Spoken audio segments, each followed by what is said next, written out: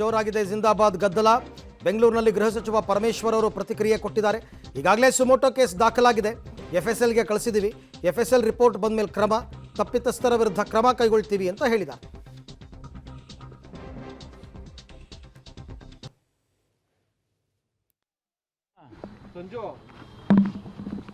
ಆ ಘಟನೆ ಆಗಿದ್ದೆ, ಒಬ್ಬ ವ್ಯಕ್ತಿ ಪಾಕಿಸ್ತಾನ್ ಜಿಂದಾಬಾದ್ ಅಂತ ಕೂಗಿದ್ದಾನೆ ಅಂತೇಳಿ ತಾವೆಲ್ಲ ಮೀಡಿಯಾದಲ್ಲಿ ತೋರಿಸಿದ್ರಿ.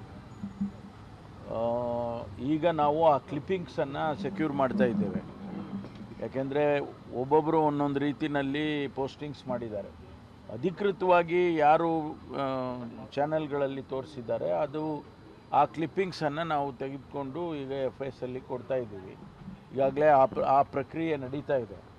ಇನ್ ದಿ ಮೀನ್ ಟೈಮ್ ನಾವು ಕೇಸನ್ನು ಕೂಡ ಸುಮೋಟೋ ರಿಜಿಸ್ಟರ್ ಮಾಡಿದ್ದೀವಿ. ಆನಂತರ ಭಾರತೀಯ ಜನತಾ ಪಾರ್ಟಿ ಮುಖಂಡರು ಕೂಡ ಕಂಪ್ಲೇಂಟ್ ಕೊಟ್ಟಿದ್ದಾರೆ, ಅದನ್ನು ಅದಕ್ಕೆ ಸೇರಿಸ್ಕೊಂಡಿದ್ದೇವೆ.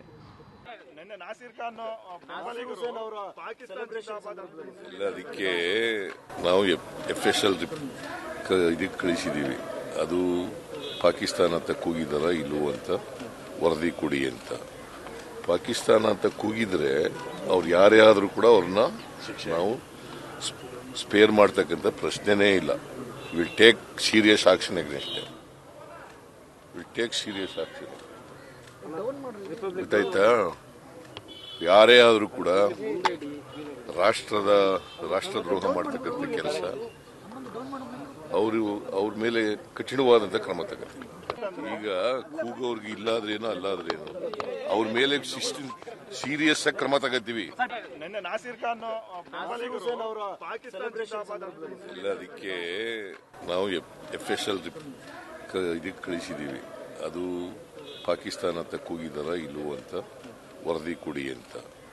ಪಾಕಿಸ್ತಾನ ಅಂತ ಕೂಗಿದ್ರೆ ಅವ್ರು ಯಾರೇ ಆದರೂ ಕೂಡ ಅವ್ರನ್ನ ನಾವು ಸ್ಪೇರ್ ಮಾಡ್ತಕ್ಕಂಥ ಪ್ರಶ್ನೆನೇ ಇಲ್ಲ. Will take serious action against will take serious action. ಗೊತ್ತಾಯ್ತಾ?